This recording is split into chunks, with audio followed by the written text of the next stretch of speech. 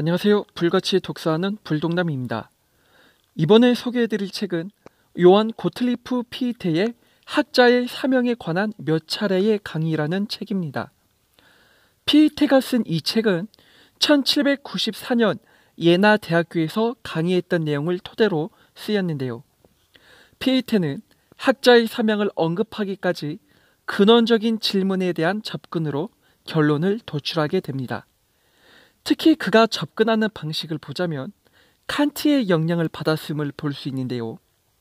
인간이 주체가 되고 정언 명령에 따라 도덕적인 사람이 되어야 한다는 점에서 칸트의 사상을 공유하기 때문이죠. 이제 피히테가 주장하는 학자의 사명에 대하여 알아볼 것인데요. 그 전에 앞서 선행되어야 할 질문들. 첫 번째, 인간 자신의 사명에 대하여. 두 번째, 사회 속에서의 인간의 사명. 세 번째, 사회 속에서 신분의 차이에 대하여. 총 3가지의 질문을 통하여 결국 학자의 사명이 무엇인지 알아보도록 하겠습니다. 먼저 첫 번째로 인간 자신의 사명에 대하여입니다. 피히테는 앞서 언급했듯이 칸트의 영향을 받았다고 했습니다. 정언 명령에 말하는 너 자신과 모순되지 말라라 를 최우선으로 삼고 있는 것이죠. 본래 인간이 갖고 있는 순수한 자아는 자유롭고 독립된 자신을 모순되지 않고 일치시키려 하는 성향이 있습니다.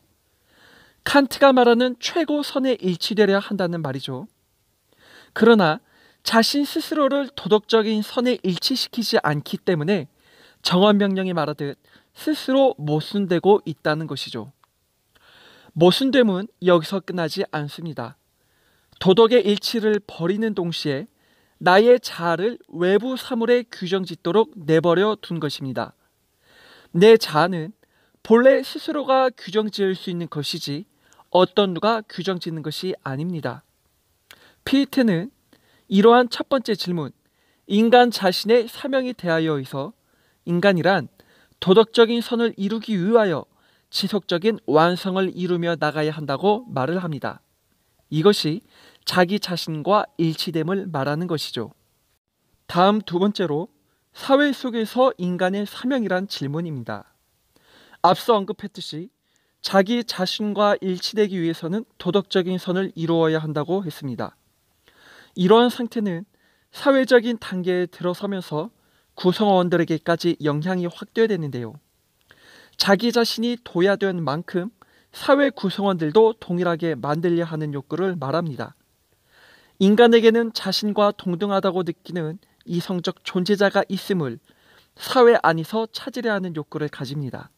그리고 이 욕구를 토대로 구성원들 간의 완전한 일치를 이루려는 충동을 갖고 있지요. 이러한 충동을 사회적 충동이라 합니다. 결국 내가 도야된 만큼 다른 구성원들 수준을 끌어올려야 하는 것이고 반대로 나 역시 다른 구성원들을 통하여 도야되는 것이 사회 구조인 셈이죠. 그러니 인간을 수단으로 보지 말아야 하고 목적으로 봐야 한다는 것입니다. 이런 태도 역시 칸트의 역량이라 할 수 있죠. 사회는 구성원들 간의 상호작용이 일어나는 곳이고 완전한 일치를 위해 수단이 아닌 목적으로서 전체적인 도야를 이루는 것이 사회 속에서 인간이 가지는 사명이라 할 수 있습니다. 자, 다음 세 번째 질문으로 넘어가도록 하죠. 사회 속에서 신분의 차이에 대하여입니다. 앞서 언급했듯이 사회는 구성원들을 수단이 아닌 목적 그 자체로 상호작용을 통해 전체적인 도야를 이루어야 한다고 했습니다. 그런데 사회를 보게 된다면 자연적인 불평등이 존재함을 보게 될 것입니다. 이러한 불평등은 뭐라 할 수 없는 자연적인 것이기에 자연적인 결함이라 할 수 있겠죠. 신분의 차이도 불평등의 한 부분이라 할 수 있는데요. 그러나 신분 그 자체에 집중해서는 안 되고 신분이 주장하는 가치에 초점을 맞추어야 합니다. 우리가 신분을 선택한다는 것은 나 자신이 사회에 쓸모있는 사람으로 책무를 선택한다는 말입니다. 그래서 자신이 택한 책무에서 최선을 다해야 하는 것이고 선택 외의 책무들에 대해서는 구성원들에게 양도가 되었으니 그들 역시 맡은 영역에서 꾸준한 도야를 이루어야 할 것입니다. 결국 이러한 도야의 열매들은 나에게도 돌아오는 이익인 것이죠. 이것이 신분이 존재하는 이유인 것입니다. 각자가 선택한 책무, 즉 신분에 대하여 책임을 다할 때 누릴 수 있는 결과들은 모두가 함께할 것입니다. 이제 마지막 네 번째 질문으로 학자 사명에 대하여입니다. 앞서 언급한 세 가지 질문은 결국 학자의 사명에 대하여 말하고자 선행된 질문인데요. 잠시 정리해 보겠습니다. 인간은 도덕적인 선을 자신과 일치시켜야 하고 도야된 만큼 사회에서 책무를 다해야 한다는 것이죠. 그럴 때 사회 안에 존재하는 자연적 불평등 역시 해결될 것이고 사회 구성원 모두가 균등하게 둬야될 것이라는 얘기였습니다. 학자의 등장은 앞서 언급된 일치되는 사건을 제시하고 장려하는 인류의 교사라 할 수 있습니다. 단순히 지식을 쌓는 사람을 학자라 하는 것이 아니라 인류의 진보를 선도해 나가고 사회 구성원들에게 도움을 주는 사람을 말하는 것이죠. 그러니 인류의 교사는 물론 인류의 스승으로서 남보다 도덕적인 반열에 서 있어 전도 지휘를 해야 하는 것이 학자의 사명입니다. 이제 마무리 짓도록 하겠습니다. 학자의 사명은 인류를 진보하는 데 앞장선 사람들입니다.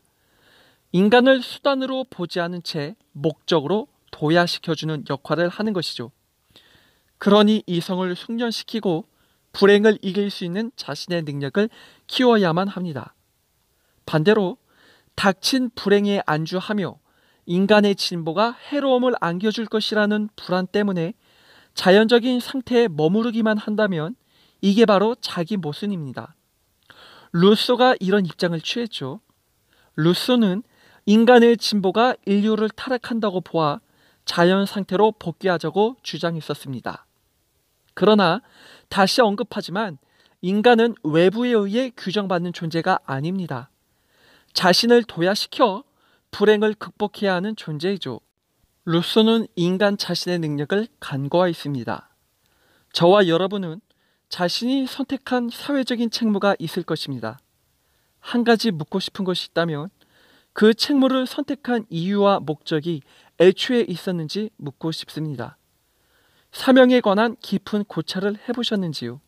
이러한 질문은 너무나 중요하니 스스로 답을 내려보셨으면 합니다. 이상으로 지금까지 시청해 주셔서 감사합니다.